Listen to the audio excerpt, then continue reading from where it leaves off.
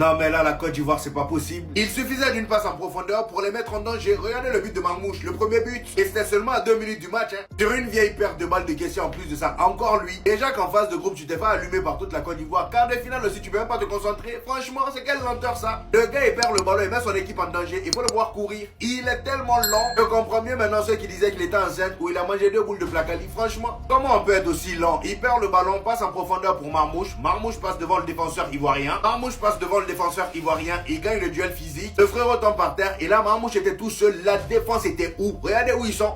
Où ils sont? Il vient devant le gardien, il place le ballon, but. Le troisième but c'est pareil, en une seule passe en profondeur, la défense de la Côte d'Ivoire était déjà morte. Regardez, une seule passe, le gars il vient devant la surface, passe pour Mohamed Salah qui était bien placé. Encore une fois, la défense elle est où? Au centre là. Regardez, tout est vide. Les deux joueurs ivoiriens se laissent attirer par le ballon. Le gars il fait la passe à Mohamed Salah qui était tout seul, voilà. Certes il y avait un joueur ivoirien sur lui, mais regardez tout l'espace vide qu'il y a. Il a juste eu à toucher le ballon et c'est rentré. Et contrairement à la Côte d'Ivoire, l'Égypte eux défensivement ils sont bien solides. Ils gèrent bien leur temps faible et parfois on a même l'impression qu'ils sont plus nombreux que les Ivoiriens. Franchement, c'est très dommage pour la Côte d'Ivoire. Ah, les champions d'Afrique. Le problème, les gars, c'est que personne ne s'attendait à vous voir encaisser 2 buts aussi rapidement. Au vu de cette qualification de l'Égypte, sur une incroyable performance offensive de Achour qui nous délivre aujourd'hui 2 passes décisives, venant s'ajouter à la performance de Salah tellement décisive quand il le faut. Puisque c'est lui sur le deuxième but de l'Égypte qui vient littéralement délivrer cette passe D, avant que la Côte d'Ivoire réduise le score avant l'entre vestiaire.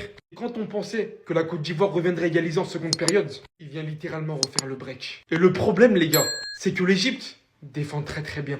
C'est leur atout spécifique. Même si sur un gafouillage dans la surface, Doué permet à son équipe de réduire le score à nouveau. Et en 17 minutes, dans le radar encore une fois, pour essayer de revenir égaliser, ça sera insuffisant. Malheureusement, la Côte d'Ivoire est éliminée. La défense a été passive. Pas à la hauteur de ce qu'on a vu ces derniers mois. Pas digne du tout des 0 buts encaissés lors des qualifications à cette Coupe d'Afrique des Nations. Et Mercier Faye disait qu'il trouvait cette équipe encore plus forte que celle qui a été champion il y a 2 saisons. C'est peut-être le cas. Mais dans ce cas-là, vous vous êtes fait énormément confiance et peut-être qu'il y a eu un surplus même carrément. Parce qu'aujourd'hui, c'est passé beaucoup trop facilement pour les Égyptiens. La belle famille, je vous ai fait un petit peu de place dans l'avion. Venez vous asseoir seulement. Allez, c'est pas grave. Venez vous asseoir. Ce que l'Égypte a démontré en termes d'efficacité, c'est juste des briseurs de rêve en fait. Ils sont juste virulents sur l'homme. Il n'y a rien à dire. Un collectif organisé avec une tactique bien définie, qui a étudié son adversaire et des individualités qui n'ont presque rien raté dans leur match. Ça donne une victoire nette face à la Côte d'Ivoire, même s'ils ont beaucoup souffert à la fin, parce que c'est eux-mêmes qui ont décidé de souffrir. Cette équipe d'Égypte donne toujours l'impression qu'ils sont en difficulté, que cette année-là, ils vont pas aller loin. Et à chaque fois, ils sont là, ils brisent des rêves. Ils viennent de sortir les champions d'Afrique, la belle famille, et l'équipage à Mohamed Salah va vraiment tenter d'aller à la quête du premier titre depuis 2010 en CAN et d'un 8e titre de champion d'Afrique. Putain, qu'est-ce qu'ils sont chiants, les gars. C'est des Sejourinho do Brasil. Et dites-moi ce que vous avez pensé de ce match en vrai. Bao. Et bah ça alors les gars, je vous avoue, je l'avais pas vu venir du tout. Pour moi, c'était du tout droit pour la Côte d'Ivoire. Mais comme quoi les gars, au bout d'un certain stade de la compétition, il faut sous-estimer aucune équipe. L'Égypte qui l'emporte 3-2 face à la Côte d'Ivoire. Et franchement, les gars, on va pas se mentir, c'est mérité.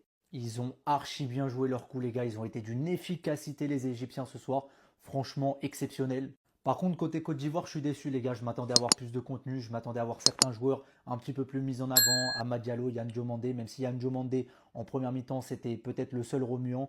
Evan Guessant, catastrophique aujourd'hui. Vraiment, il a été horrible. Maintenant, voilà, si on parle des individualités, Omar Marmouche, les gars. Le mec, il a beau ne pas jouer à Manchester City, mais tu reconnais un mec qui joue dans un top club.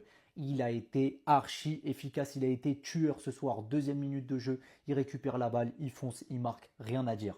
Pareil les gars, pour Salah, ça a beau être compliqué du côté de Liverpool, mais tu reconnais les top players, les joueurs qui jouent dans des top clubs européens. Pareil Salah, ce soir ça a été archi efficace. Une action, un but, rien à dire.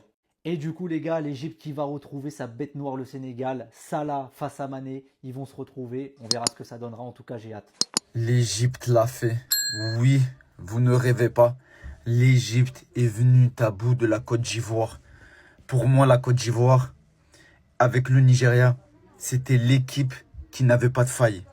C'était une équipe, c'était un rouleau compresseur.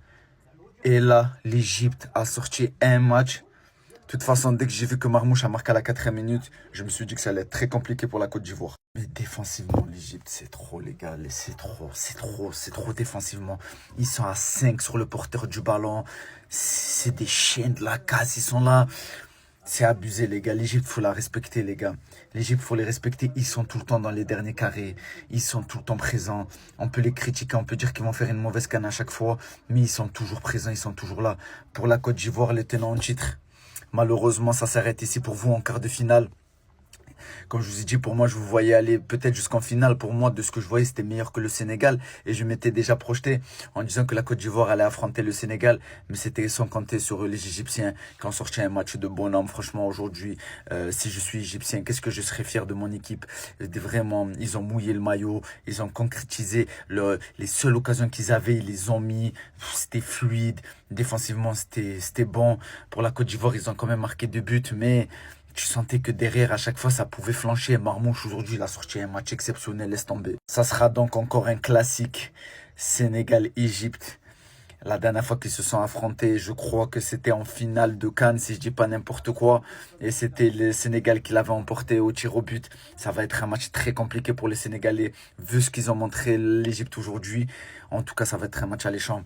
On connaît nos 2 demi-finales aujourd'hui. Maroc, Nigeria et Égypte, Sénégal. Ça s'annonce bouillant.